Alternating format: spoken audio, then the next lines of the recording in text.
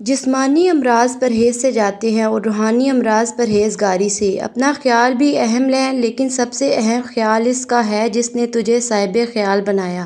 مومن کی راحت کس میں ہے؟ اگر غفلت ہو گئی ہو تو سجدے میں، اگر گناہ ہو گیا ہو تو توبہ میں۔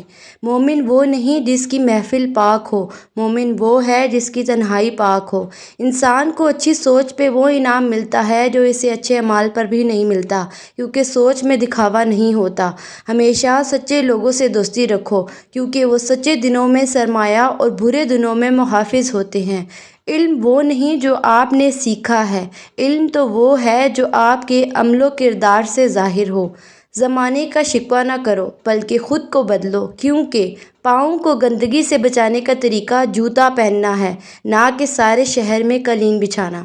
انسان کو اس کی برائیاں سمیت قبول کرنے والا اس کا سچا دوست ہوتا ہے، کیونکہ خوبیاں تو دشمن کو بھی متاثر کرتی ہیں۔ لوگوں کے سامنے مسکراتے رہا کرو اور اللہ کے سامنے گڑ گڑا کر رویا کرو، کیونکہ دنیا مسکرانے والوں کو پسند کرتی ہے، اللہ رونے والوں کو۔ دولت کا بہترین مصرف یہ ہے کہ اس سے عزت و آبرو کو برقرار رکھو۔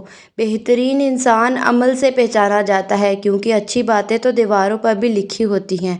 تم پانی جیسے بنو جو اپنا راستہ خود بنا لیتا ہے، پتھر جیسے مت بنو جو دوسروں کا راستہ بھی روک لیتا ہے۔ جو شخص تمہارا غصہ برداشت کر لے اور وہ ثابت قدم رہے تو وہ تمہارا سچا دوست ہے۔ جیت کی عادت اچھی ہوتی ہے، لیکن رشتوں میں ہار جانا ہی بہتر ہوتا ہے۔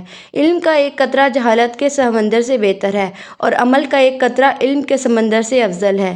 غلطی ماننے اور گناہ چھوڑنے میں کبھی دیر مت کرو، کیونکہ سفر جتنا طویل ہوتا جائے گا، واپسی اتنی ہی دشوار ہو جائے گی۔